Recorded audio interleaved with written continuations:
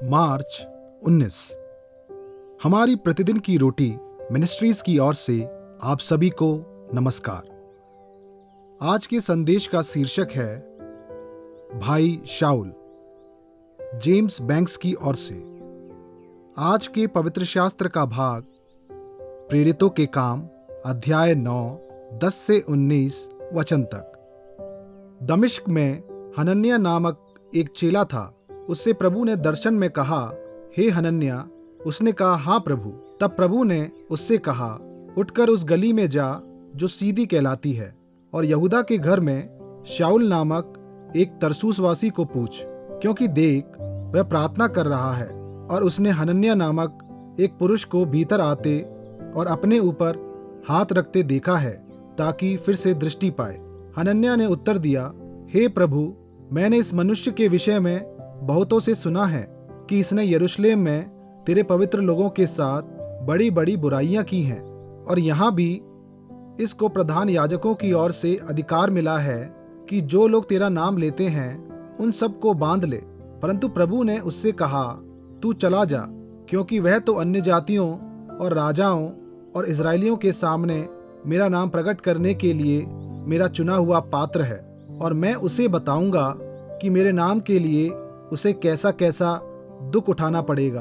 तब हनन्याह उठकर उस घर में गया और उस पर अपना हाथ रखकर कहा, हे भाई शाऊल, प्रभु अर्थात यीशु जो उस रास्ते में जिससे तू आया तुझे दिखाई दिया था, उसी ने मुझे भेजा है कि तू फिर दृष्टि पाए और पवित्र आत्मा से परिपूर्ण हो जाए।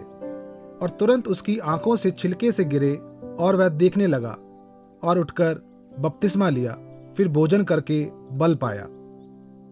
मुख्य वचन प्रेरितों के काम अध्याय 9 वचन 17।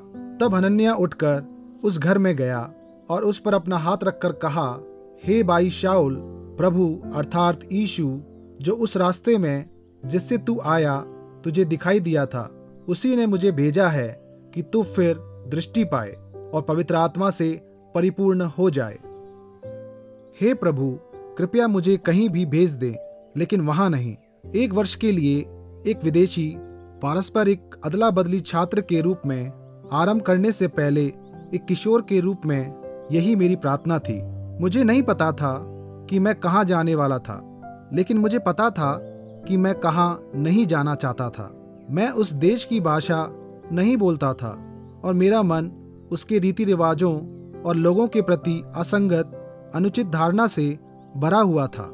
इसलिए मैंने परमेश्वर से मुझे कहीं और भेजने के लिए कहा, लेकिन परमेश्वर ने अपनी असीम बुद्धि में मुझे ठीक वहीं भेजा जहां मैंने नहीं जाने के लिए कहा था। मुझे बहुत खुशी है कि उसने ऐसा किया। 40 साल बाद भी उस देश में मेरे प्रिय मित्र हैं। जब मेरी शादी हुई तो मेरा बेस्ट मैन स्टीफन वहां से आया। जब उसकी शादी हुई तो मैं उपकार लौटाने के लिए वहां हवाई जहाज से गया, और हम जल्द ही एक और यात्रा की योजना बना रहे हैं। सुंदर चीजें होती हैं जब परमेश्वर हृदय परिवर्तन का कारण बनता है।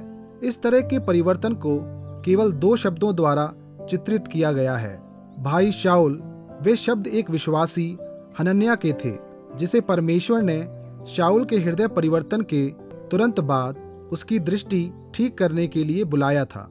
शाऊल के हिंसक अतीत के कारण पहले तो हनन्याह ने विरोध किया और प्रार्थना की, मैंने इस मनुष्य के विषय में बहुतों से सुना है कि इसने तेरे पवित्र लोगों के साथ बड़ी बड़ी बुराइयां की हैं।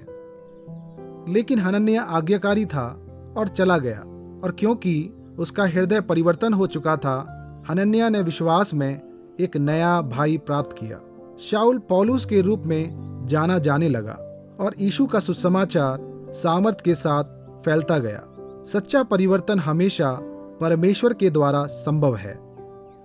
जरा सोचें, क्या आपके जीवन में कोई ऐसी जगह है जहां परमेश्वर आपको हृदय परिवर्तन के लिए बुला रहा है? आज आप एक नए विश्वासी को कैसे प्रोत्साहित कर सकते हैं?